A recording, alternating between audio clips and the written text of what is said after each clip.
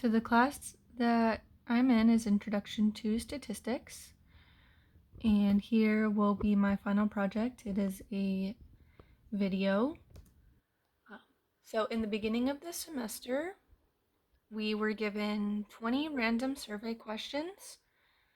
The sample size for this is 82, so that means that 82 classmates answered the random 20 questions, all anonymously. For this assignment, we picked 2 quantitative questions, 2 qualitative questions, and 1 binary question. Right down here is a sample of some of the questions that we got. So here are my 5 questions. So a binary question is a yes or no question, and for that one I chose, is a hot dog a sandwich? So for a quantitative, that is a numerical value. So for that I picked, how old are you and how many hours do you sleep at night? And for a qualitative, it is a categorical value. So for those I picked tacos or burritos, and what is your eye color?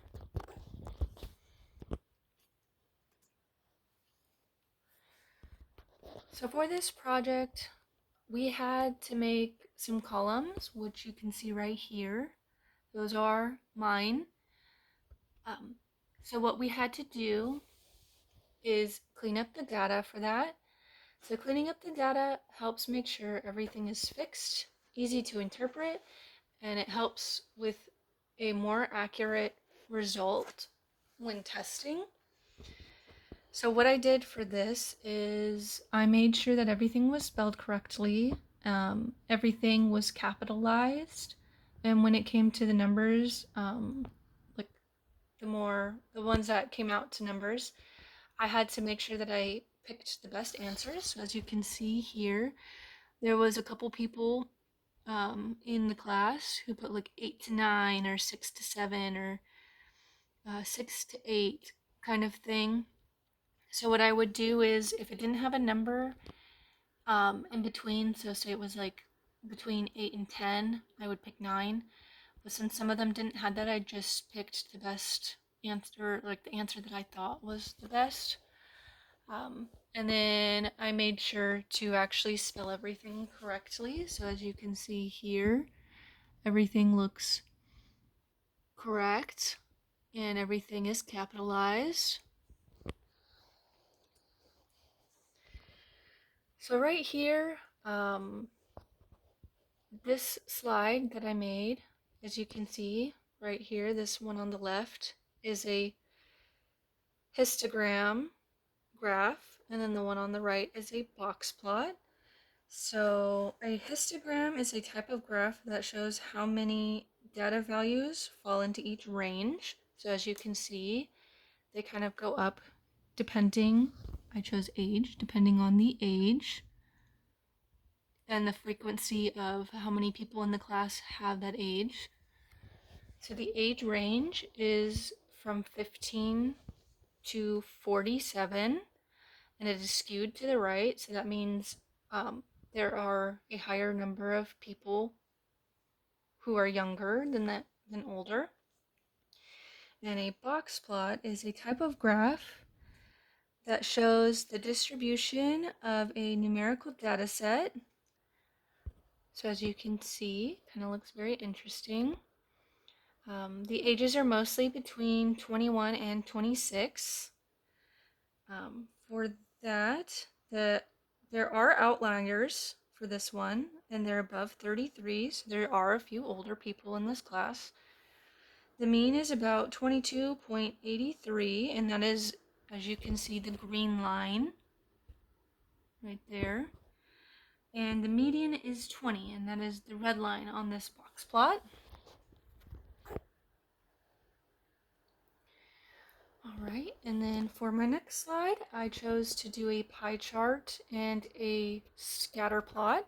The pie chart is the one on the left. The scatter plot is the one on the right.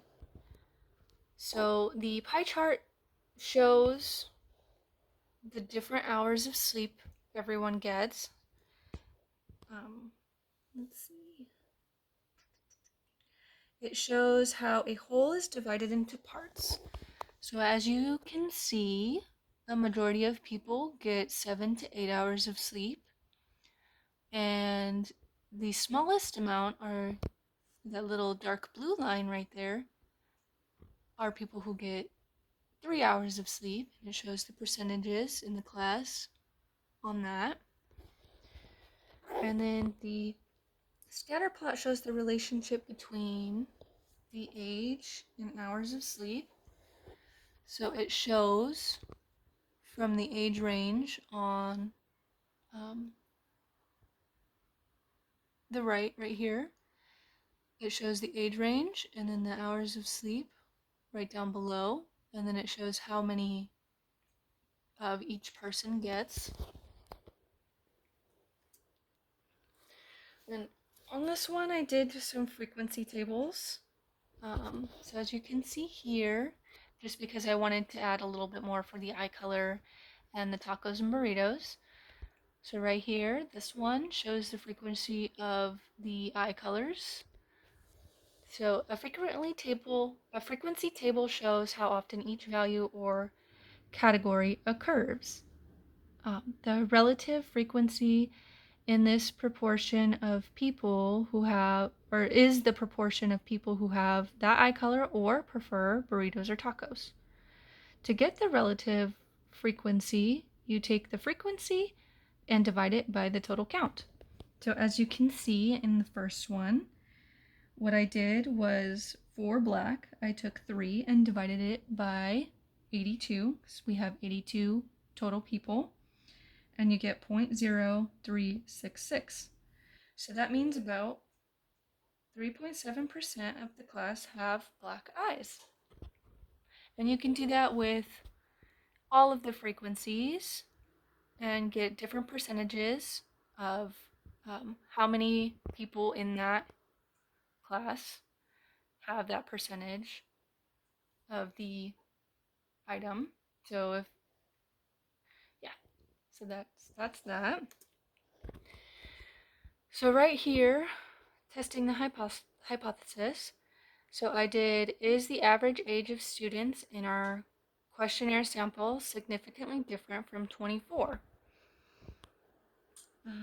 So as you can see here, it's the average age.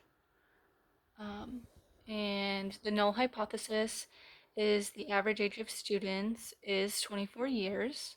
The alternative hypothesis is the average age is different from 24 years. So in conclusion, the sample mean age is 22.83. The test compares the sample mean to 24, which gives t equals negative 1.44 and p equals 0.153. So right there, we have to fail to reject the null hypothesis, and there is no significant evidence that the mean age differs from 24.